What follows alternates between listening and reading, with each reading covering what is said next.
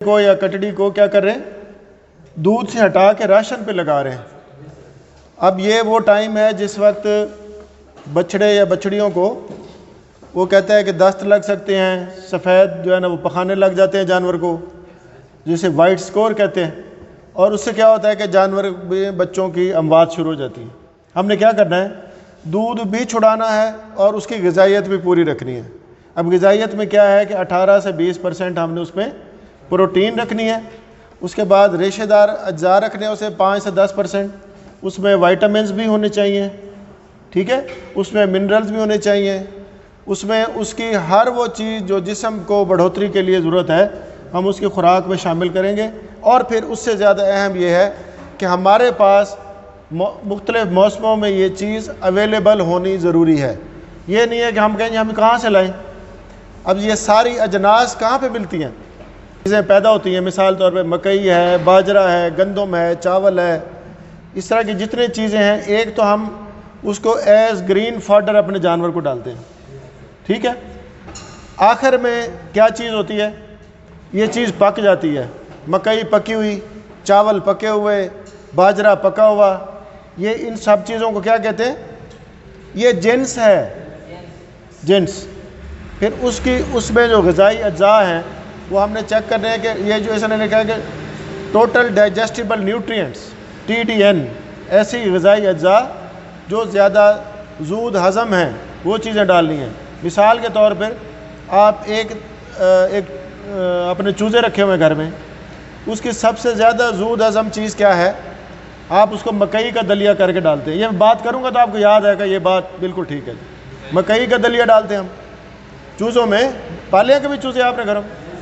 وہ ہم نے کیا کرتے ہیں، سب سے زیادہ ہماری یہ ہوتا ہے کہ ہم مکئی کا دلیا کروا لیں، اس کے بعد ہم کیا کرتے ہیں، گندم کا دلیا بھی کروا لیتے ہیں، پھر گھر میں بچی ہوئی روٹی ہے اس کے وہ کر کے ٹکڑے وہ ڈال دیتے ہیں۔ آہستہ آہستہ ہم شفٹ کرتے ہیں۔ پہلے دن اگر مرغیوں کے بچوں کو آپ وہ روٹی کے ٹکڑے ڈالیں گے تو وہ کیا ہوگا؟ ہضم نہیں ہوں گے۔ اسی طرح یہ کٹڑے اور بچڑے ہیں، ان کی اس نے بتایا ہے، ایک فارمولیشن بتائی ہے کہ 18 سے 20% آپ نے کیا کرنا ہے؟ پروٹین رکھنی ہے۔ ٹوٹل ڈائجسٹیبل نیوٹرینٹس یعنی جو چیزیں جسم کے غذائی اجزاء جو جسم کا حصہ بن جائیں، جو چیز ہضم ہو جائے وہ ہم نے اس کے اندر ڈالنی ہے۔ وٹامن ڈال رہے ہیں، منرل ڈالنے ہیں۔ یہ آپ کو وائٹامن کو کیا کہہ رہا ہے؟ حیاتین۔ پروٹین کو کیا کہتا ہے؟ لحمیات۔ نشاستہ کس چیز میں ہوتا ہے؟ یہ جو کاربوہائیڈریٹس ہیں، ٹھیک ہے۔ اسی طرح آج منرل مکسر ڈال دیں گے آپ، کیلشیم، یہ جو DCP پاؤڈر ہے، ہڈی چورا، یہ ڈال کے ایک امیزہ بنائیں گے اور اپنے جانور کو اس کے اوپر دودھ کی بجائے اس کے اوپر شفٹ کر دیں گے۔ اس کو کیا کہتے ہیں؟ کاف سٹارٹر۔ کاف سٹارٹر یعنی وہ دودھ کو چھوڑ رہے ہیں اور غذا پہ اس کو منتقل کر رہے ہیں۔ پھر اسی طرح اس کے آپ سبز چارے کی مقدار بھی شامل کر دیں گے اس کے اندر۔ اب ایک باڑا ہے، آپ اب جنرل سے اس پوری بات سن لیں کہ آپ کے پاس ایک باڑا ہے، فارم ہے جانوروں کا۔ آپ نے جو آپ کو امتحانوں میں پوچھا جائے گا، جو آپ کو یاد رہنا چاہیے، جو آپ کے کام آئے گا، وہ یہ ہے کہ باڑا ہم نے کس جگہ پہ بنانا ہے۔ یہ پڑھا نا آپ نے اس میں؟ ایسی جگہ پہ بنانا ہے جو سطح زمین سے اوپر ہو۔ کیوں؟ تاکہ وہ پانی بارش کا یا پیشاب وغیرہ جانوروں کا یا کھرلی میں بچا ہوا پانی جو ہے وہ نیچے گر جائے اور جہاں جانور کھڑے ہیں وہاں کیچڑ اور دلدل نہ بنے۔ دوسرا کیا ہوتا ہے ہمیں کہ جگہ ہوادار ہو، ہوا کا گزر ہو۔ پھر ہم اس کا جو لینتھ ہے وہ رکھتے ہیں شرقاً غرباً، تاکہ سورج نکلے اور پورے ہمارے باڑے کے اوپر سے گزر کے چلا جائے اور سردیوں میں پوری دھوپ ملے، اور گرمیوں میں بھی آپ کے جو ادھر غلاظت چیزیں پڑی ہوئی ہیں وہ سوکھ جائیں، خشک ہو جائیں، ٹھیک ہے۔ پھر آپ نے کیا کرنا ہے؟ اس باڑے کے اندر مختلف ایج کے، مختلف عمر کے اور مختلف ان کے جو حالت ہے جانوروں کی۔ حالت کیا ہوتی ہے جانوروں کی؟ نمبر 1 دودھ پینے والا، نمبر 2 نوجوان، اس سے پھر آگے جوان، پھر وہ جو اس قابل ہے کہ ملائی کر سکے، میل ہے یا فیمیل ہے، یہی سٹیجز ہے نا اس کی۔ پھر ایسا جانور آ جائے گا جو ملائی کر گیا، اب وہ حاملہ ہے۔ اب حاملہ میں 3 سٹیجز ہیں، پہلے 3 مہینے، پھر 4 سے 6 مہینے، پھر آگے 7 سے 9 مہینے۔ جیسے جیسے آپ اس کی سٹیج حمل کی بڑھتی جائے گی، اتنا علیحدہ سے گروپ بناتے جائیں گے ہم، ایک بچوں کا گروپ، ایک اس سے بڑوں کا، پھر جوان کا، پھر حاملہ کا. اسی طرح جو آپ کا نر ایسا ہے جو ملائی کے قابل ہے اس کو بھی ہم علیحدہ رکھیں گے، اور صرف جب وہ جانور ہیٹ میں آئے گا اس وقت ہم فیمیل کے قریب لے کے جائیں گے. ادروائز کیا ہوگا کہ آپ کے جانور میں سارا دن یا تو میل نہیں کھا پائے گا یا فیمیل کو کھانے نہیں دے گا. اس سے کیا ہوگا؟ ہماری پروڈکشن میں لاس ہوگا. پھر ہم کیا کریں گے کہ باڑہ ایسی جگہ بنائیں گے جہاں پہ سایہ بھی ہو، نہ بھی ہو تو ہم نے اپنے درخت لگا لیں. ایسی جگہ پہ ہو جہاں سڑک جاتی ہو، ایسی جگہ کہ پانی کی فراوانی ہو. ہم کوشش کریں ایسی جگہ پہ لگائیں جہاں بجلی ہو، بجلی نہ ہو تو سولر لگا لیں. یہ ساری چیزیں ہم جب فارم بناتے ہیں. اب سڑک کیوں ضروری ہے؟ فارم کے لیے ان پٹس آ رہی ہیں جو ضرورت ہے فارم میں، چاہے وہ جانور نئے آ رہے ہیں، چاہے وہ روز کا گھاس چارہ آ رہا ہے، یا کوئی دودھ لینے کے لیے آ رہا ہے، یا یہ ہے کہ آپ اس کو غذائی اجناس آ رہی ہیں، یا کوئی وزٹ پہ ڈاکٹر آ رہا ہے ویکسین کے لیے. تو اس کو یہ نہ ہو کہ یار میں اب وہاں کیسے جاؤں، سڑک کے قریب ہو. ٹھیک ہے. دوسرا کوشش کریں یہ ساری چیزیں مارکیٹ کے بھی قریب ہوں. اب مارکیٹ کیا ہوتی ہے؟ جہاں آپ کا دودھ آسانی سے سیل ہوتا رہے، جہاں آپ کے جانور کو دیکھنے کے لیے بیوپاری آ سکے، دوسرا فارمر آ سکے. ٹھیک ہے. تو آپ ایسے، یہ ہے باڑے کی جگہ سلیکٹ کرنے کا طریقہ. اور دوسرا پھر آگے کیا ہے؟ وہ جانوروں کو جو میں نے آپ کو گروپس بتائے ہیں. ایک وہ جس نے ابھی بچے دیے ہیں، یہ گائیوں کا ایک گروپ ہوگا. اسی طرح ان کے بچوں کا پھر گروپ ہوگا. ایسے بچے جو دودھ پینے والے ہیں، ایسے بچے جو اس سے بڑے ہیں، پھر اس سے جو بڑے ہیں، پھر جوان ہیں، وہ پھر نر ہیں، پھر مادہ ہیں. یہ علیحدہ ہوں گی نا. آپ ہنس رہے ہیں، نر اور مادہ ہم علیحدہ کریں گے نا. اب ایسے نر جو ہم اپنے فارم کے لیے دوبارہ سے ملائی کے لیے رکھنا چاہتے ہیں ان کو ہم اور طرح پالیں گے. اور جو ہم نے یہ دیکھا کہ ان کو ہم نے فربا کر کے بیچ دینا ہے، یا اس کو نکارہ سمجھ کے بیچ دینا ہے، آف ٹائپ سمجھ کے بیچ دینا ہے، ان کے گروپس علیحدہ ہوں گے. اب وہ گروپنگ کا فائدہ کیا ہے؟ گروپنگ کا فائدہ ہے کہ اگر ایک ایج کے بچے ایک جگہ پہ ہیں، آپ ان کو کوئی فیڈنگ کرنی ہے، آپ کو پتا ہوگا ایک جانور 1 پاؤ کھاتا ہے، کلو کھاتا ہے، 2 کلو کھاتا ہے. جانور گنیں گے اتنا راشن آ جائے گا آپ کا. اس سے بڑا ہے تو پھر اسی طرح. اور پھر آپ نے اگر کوئی دوائی پلانی ہے، ڈیورمنگ کرنی ہے، ظاہر ہے وہ تو ضروری ہے، ہر 6 مہینے بعد ڈیورمنگ کرنی ہے آپ نے، تو آپ ایک ڈومیٹک گن کے اندر وہ ایک دوائی فکس کریں گے اور سب کو پلاتے جائیں گے کہ اتنا لیٹر لگے گی، پہلے سے پتہ ہوگا.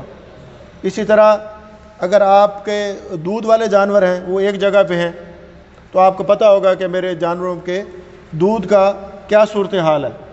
ورنہ سب کو مکس کر دیں گے تو پھر آپ کا معاملات جو ہے نا وہ آپ کو سمجھ میں نہیں رہیں گے، گڑبڑ ہو جائے گی. اصل چیز جو آپ کو سمجھنے والی وہ یہ ہے کہ جو میں اپنے بچوں کو جو پہلے بھی کلاسز میں آئے ہیں آپ کو بھی یہی بتا رہا ہوں. فارم ایسے نہیں ہے کہ آپ نے جانور رکھ لیے اور پھر وہ پلتے رہے، by the end of the day آپ کو پتہ چلا میرا فائدہ ہوا یا نقصان. نہیں، آپ ڈیلی دیکھیں آپ کے فارم کے اوپر ڈیلی خرچ کیا آ رہا ہے، پھر آپ دیکھیں فی جانور کیا خرچ آ رہا ہے. پھر وہ سلیکشن کا طریقہ آپ کو بتایا تھا کہ ایسے جانور جو باقیوں کے جیسے ہی ہیں، اسی ماحول میں ٹھہرے ہوئے ہیں، اتنا ہی چارہ کھا رہے ہیں، اتنی ہماری لیبر لگ رہی ہے، اتنی محنت ہو رہی ہے. کچھ جانور ایسے ہیں جو ڈیلی بیس کے اوپر جن کا وزن بڑھ رہا ہے، ایسے جانور ہیں جن کا ڈیلی بیس کے اوپر دودھ بڑھ رہا ہے. کچھ ایسے جانور ہوں گے اسی ماحول میں ہیں، یہی کچھ کھا رہے ہیں، یہی سہولیات میسر ہیں، لیکن ان کی پیداواری صلاحیت وہ نہیں ہے جو ان کی ہے جو باقی ہے. تو کیا کریں گے؟ ہم کم صلاحیت والے جانوروں کو ہم اپنے فارم سے آہستہ آہستہ نکالنا شروع کر دیں گے، تاکہ ہمارے پاس صرف پروفیٹیبل جانور رہ جائیں جو کم کھائیں اور زیادہ پیداوار دیں. تبھی آپ کا یہ لائف سٹاک کا کاروبار پھلے پھولے گا نا. یہ نہیں ہے کہ آپ کا ایک جانور آپ کو اتنی خوراک کھا کے زیادہ وزن دے رہا ہے یا زیادہ دودھ دے رہا ہے اور ہر سال وہ بچہ بھی دے رہا ہے، دوسرا جانور ہے وہ آپ کے ڈیلی بیس کے اوپر نہ ویٹ گین کر رہا ہے، نہ آپ کو ہر سال بچہ دے رہا ہے، نہ اس کے دودھ کی مقدار اتنی ہے جتنی کہ باقیوں کی ہے. تو ہم اپنے جانوروں کو اس طرح رکھیں گے جو ہمیں پروفیٹیبل ہوں گے. جو پروفیٹیبل نہیں ہوگا اس کو ہم اپنے فارم سے نکالتے چلے جائیں گے. اور یہی سرکل ہے، یہی سائیکل ہے آپ کا بیوپاری کے ساتھ، یہی آپ کا منڈی کے ساتھ، یہی آپ کے دوسرے فارم کے ساتھ، کہ آپ کا لنک بنا رہے. اب آپ کے پاس ریسورسز کم ہیں، آپ نے دیکھنا ہے کہ میرا مہینے کی انکم اتنی ہے دودھ کی، اور میں اور پیسے اس میں ڈالنا بھی نہیں چاہتا، اتنے بچھڑے بک جائیں گے میرے، اتنے آف ٹائپ جانور میں بیچ دوں گا، ایسے نان پروڈکٹیو جانور میں بیچ دوں گا، تو پھر آپ کے پاس اتنا ریونیو ہو جس سے اپنے جانوروں کو آپ پال سکیں، پھر آپ باقی جانوروں کا کیا کریں گے؟ اس کو فار سیل لگا دیں۔ اب آپ کے پاس جو ایلیٹ اینیمل ہے اس کے 3-4 فائدے ہیں۔ ایک تو آپ کو دودھ اتنا دے رہا ہے کہ آپ کا ڈیلی ریونیو بڑھ رہا ہے، ایک فائدہ یہ ہے کہ ہر سال آپ کو ایک بچہ دے رہا ہے، تیسرا فائدہ یہ ہے کہ اس کو آپ گوشت کے بھاؤ بھی بیچیں گے تو آپ کو اچھی رقم مل جائے گی۔ دوسرے جانور ایسے ہیں جو آپ کو اتنی پیداوار نہیں دے رہے، آپ ان کے اوپر اخراجات کر رہے ہیں لیکن انکم نہیں ہو رہی، ٹھیک ہے، تو وہ آپ سلیکٹڈ جانور ہیں۔ اب وہ جو جانور آپ کا پورے جہان میں مشہور ہو گیا کہ یہ والا یہ گائے ہر سال بچہ دیتی ہے، یہ گائے 270 دن میں، ایک سال کے اندر جو 270 دن ہے لیکٹیشن پیریڈ ہے، 270 دن ہی بنتے ہیں نا، وہ تو سال کے بنتے ہیں نا، جو اس کا پروڈکٹیو ہے میرے خیال 210 دن بنتے ہیں یا 270 دن بنتے ہیں۔ کتنے مہینے آپ اس کو دودھ لیتے رہتے ہیں؟ 7 مہینے میرے خیال لیتے ہیں، 210 دن بنتے ہیں میرے خیال، 210 دن آپ دیکھیں کہ یہ جانور مجھے کتنا دودھ دے رہا ہے، آپ کے پورے علاقے میں پتہ چل جائے گا کہ یہ والی گائے وہ کیوں نہیں بیچتا، پھر اس کی قیمت آپ نے بیچنا تو ہوتا ہے لیکن اس کو آپ ایک ویلیو بنا کے بیچیں گے کہ یہ میری جو گائے ہے ہر سال بچہ دیتی ہے، 210 دن میں اس کا دودھ کا ریکارڈ یہ ہے اور اس کی جو پیداواری صلاحیت یہ رہی ہے، اور وہ جو بچہ بھی ہے وہ جو صحت مند ہوتا ہے، اگر فلاں سان سے ملایا تو ہم اس طرح کے کریکٹرسٹک اس میں سے آ گئے، اور یہ ساری چیزیں جو ہے آپ کے جانور کو نمایاں کریں گے، اور الٹیمیٹلی کیا ہوگا؟ اپنے جانور کی مارکیٹ ویلیو بڑھ جائے گی۔ ہمارا سبجیکٹ بھی یہی ہے، ہم ایسی چیز اپنے پاس پیدا کرنا چاہتے ہیں جس کی ویلیو بڑھ جائے۔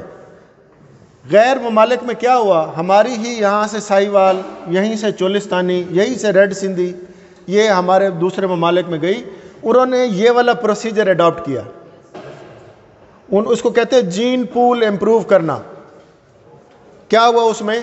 جو اس کے اندر ایسے کریکٹر تھے جو نان پروڈکٹیو تھے یا کم پروڈکشن والے تھے وہ ختم ہوتے گئے اور صرف پروڈکشن والے بڑھتے گئے۔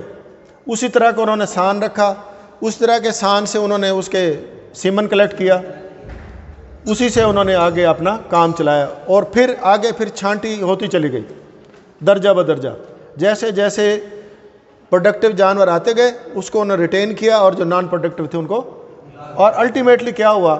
یہاں سے ہماری جو 50, 60, 70 ہزار کی گائے گئی، وہی انہوں نے ہمیں 2010-11 میں وہی گائے ہمیں 2,10,000 میں دینا شروع کر دی، اور آج ان کی قیمت کتنی ہے؟ 6,90,000 یا 7 لاکھ کے قریب ہے۔ یہ ہماری ہی گائے ہے جس کا انہوں نے جین پول امپروو کیا ہے، ٹھیک ہے۔ تو ہم بھی یہی چاہتے ہیں کہ ہمارے ملک میں جو فارمر ہے وہ ان لائنز کو اختیار کرے۔ یہ نہیں ہے، اب میں آپ سے کئی بار دوسری کلاس ہے یا آپ بات کرتا رہتا ہوں کہ 1 ایکڑ کے اوپر آپ اخراجات دیکھ لیں، اس کے اوپر آپ کے جانوروں کا پلنا دیکھ لیں، اس کے اوپر ٹوٹل آپ، اور پھر آپ اپنی آمدن دیکھیں۔ اگر وہ چیزیں بہتر جا رہی ہیں تو آپ کنٹینیو کریں، ورنہ آپ دیکھیں کہ آپ کے فارم میں امپروومنٹ کیسے آ سکتی ہے۔ نیکسٹ دیکھیں کیا چیز ہے۔